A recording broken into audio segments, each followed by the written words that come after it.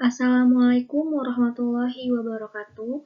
Perkenalkan, nama saya Dwi Tariningsih, NPM 19010046. Di sini saya akan menjelaskan tentang sejarah perekonomian Indonesia. Sejarah perekonomian Indonesia. Sejarah perekonomian Indonesia merupakan suatu catatan penting untuk melihat bagaimana perkembangan Indonesia dalam perjalanan waktunya. Kondisi perekonomian Indonesia mengalami berbagai dinamika seiring perputaran waktu. Hal ini relevan diungkapkan sebagai bagian untuk mengetahui realita perekonomian Indonesia. Selanjutnya, perekonomian Indonesia dari masa ke masa. Melihat dinamika perjalanan perekonomian Indonesia, maka pendekatan historis layak dikedepankan. Pendekatan ini tentu saja sejalan dengan rekap jejak perjalanan bangsa Indonesia.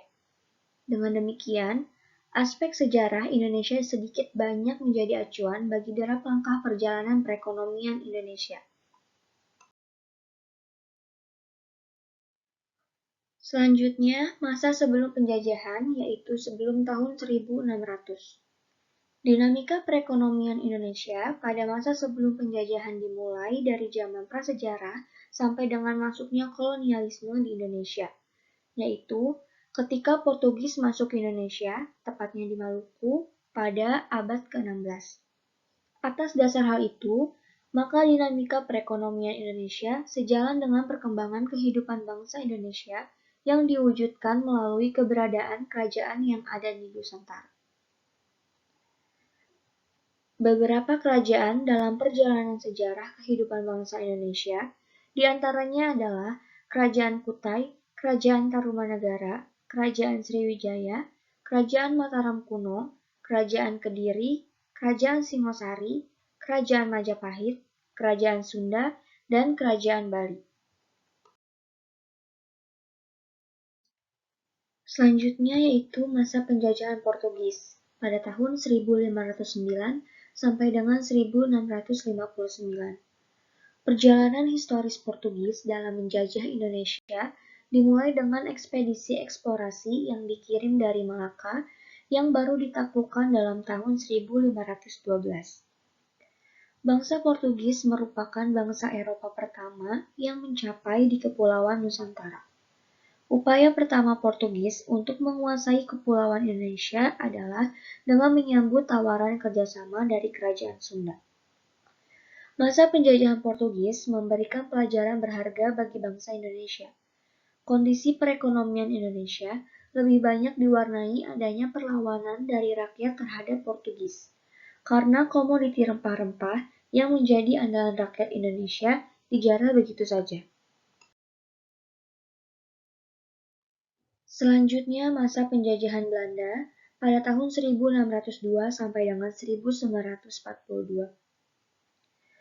Belanda masuk ke Indonesia kira-kira pada tahun 1602. Belanda secara perlahan-lahan menjadi penguasa wilayah yang kini adalah Indonesia. Hal itu dilakukan dengan memanfaatkan perpecahan di antara kerajaan-kerajaan kecil yang telah menggantikan Majapahit. Satu-satunya yang tidak terpengaruh adalah Timor Portugis, yang tetap dikuasai Portugal hingga 1975 ketika berintegrasi menjadi provinsi Indonesia bernama Timor Timur.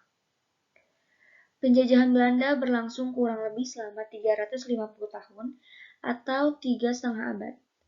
Dalam rentang waktu tersebut, berbagai kebijakan ekonomi dilakukan oleh Belanda. Dibentuknya Verenigde de Oost-Indisch Company atau dikenal sebagai VOC adalah salah satu kebijakan dalam bidang ekonomi yang dilakukan Belanda.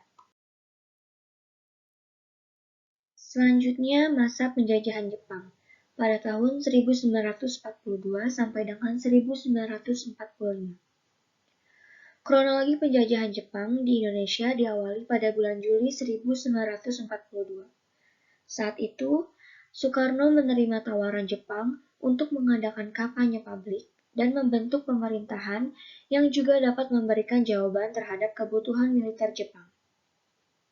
Kebijakan ekonomi pada zaman penjajahan Jepang terdiri atas Yang pertama ada perluasan area persawahan, dan yang kedua ada pengawasan pertanian dan perkebunan.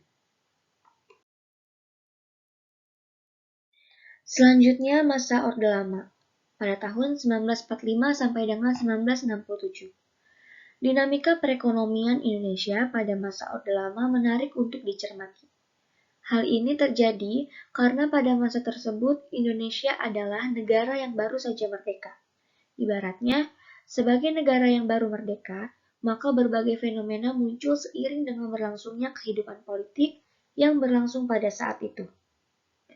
Dalam masa ini, perkembangan perekonomian dibagi dalam 3 masa, yaitu yang pertama masa kemerdekaan pada tahun 1945 sampai dengan 1950, yang kedua masa demokrasi liberal pada tahun 1950 sampai dengan 1957, dan yang terakhir masa demokrasi terpimpin.